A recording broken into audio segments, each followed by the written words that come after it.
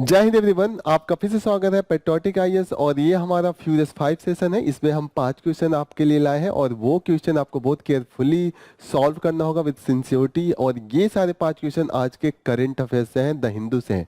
तो ये आपको आइडिया देगा कि आपने कितना रिटेन किया है, कितना आप इफेक्टिवली रिप्रोड्यूस कर पा रहे हैं। अगर आपने ये हैबिट बना लिया तो यूपीएससी के जो फाइनल पेपर है उसमें भी ये आपके लिए काफ़ी हेल्पफुल होगा। So let's start with the first question. The Khajuraho group of monuments are a group of Hindu and Jain temple located in A. Uttar Pradesh, B. Madhya Pradesh, C. Maharashtra, D. is the Andhra Pradesh. What is the correct answer? The correct answer for this question is the Madhya Pradesh. अभी हमने देखा है कि खुजराहो पे एक ये celebration हो रहा है। They are performing the different art form and Guinness book में भी इसका नेम नॉमिनेट हुआ है बिकॉज वो largest form of the performance है। और ये मध्य प्रदेश के छतरपुर डिस्ट्रिक्ट में है। इसको चंदेल राजाओं ने बनाया था, तो इसीलिए this will be the correct answer will be B. Second question. The Chevalier de la Légion d'Honneur, the highest civilian honor in the France, was recently conferred to which of the following leader? A. S. Jaishankar, B. Narendra Modi, C. Manmohan Singh, D. Shashi Tharoor. The correct answer for this question is the Shashi Tharoor. इसका जो नाम है ये French वाला नाम है। इसको simple भाषा में लीजन द ऑनर कहते हैं। और अभी शशि थरूर को दिया गया है। इन्होंने यूएन में भी काफी पार्टिसिपेट किया था, उसके बेसिस पे किया दिया गया है।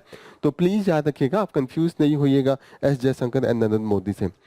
Next question. In physics Raman scattering और the Raman effect is the one. A. Inelastic scattering of photons by the matter. B. Elastic scattering of the photons by the matter. Formation of the giant star. And D is the formation of neutron. The correct answer for this question is A. Inelastic scattering of photons by the matter. इसमें ये होता है कि इसके लिए तो Nobel भी मिला था डॉक्टर रमन को। इसमें ये है कि लाइट अगर किसी पार्टिकल पे गिरती है तो कुछ लाइट उसमें एब्जॉर्ब हो जाती है और कुछ लाइट स्कैटर्ड होती है। ओके, तो जो एनर्जी है वो अगर एब्जॉर्ब हो रही है और कुछ एनर्जी बाहर जा रही है तो वो इनइलास्टिक होगा। इलास्टिक में क्या होगा, जो एनर्जी गिरेगी इस पार्टिकल पे एब्जॉर्ब नहीं होगी, सब के सब बाहर हो जाएगी। तो इससे इसका प्रॉपर्टी नहीं पता चलेगा मॉलिक्यूल का। तो अभी आज के ही न्यूज में था कि जब हम जो वाटर बॉटल हम ड्रिंक करते हैं उसमें माइन्यूट पार्टिकल है, वो इस रमन इफेक्ट का स्कैटरिंग का यूज करके हम जानने की कोशिश कर रहे हैं। Next question. Consider the following state. 1. Andhra Pradesh, 2. Maharashtra, 3. Karnataka, 4. Telangana, 4 or 5. Bihar.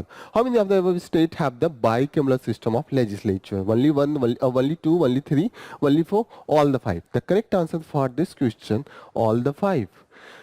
By cameral legislature का मतलब होता है कि अपर हाउस भी हो लोअर हाउस भी हो। जैसे लोकसभा राज्यसभा देखा, स्टेट में भी स्टेट लेजिस्लेटिव असेंबली होता है, स्टेट लेजिस्लेटिव काउंसिल होता है। तो काउंसिल सिर्फ 6 ही स्टेट में है, इन 5 के सिवा यूपी में है। तो ये आप जानते रहिए, ये काफी इंपॉर्टेंट है। Next question.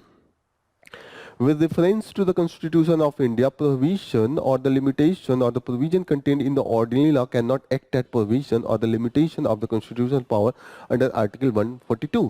It could mean which of the following? The decision taken by Election Commission of India while discharging its duties cannot be challenged in any court of law. B.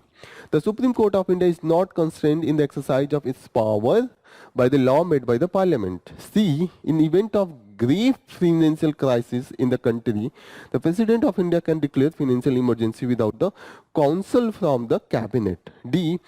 State legislature cannot make the laws on certain matters without the concurrence of the union government. ये 2019 में पूछा गया है। What is the correct answer? The correct answer for this is the B.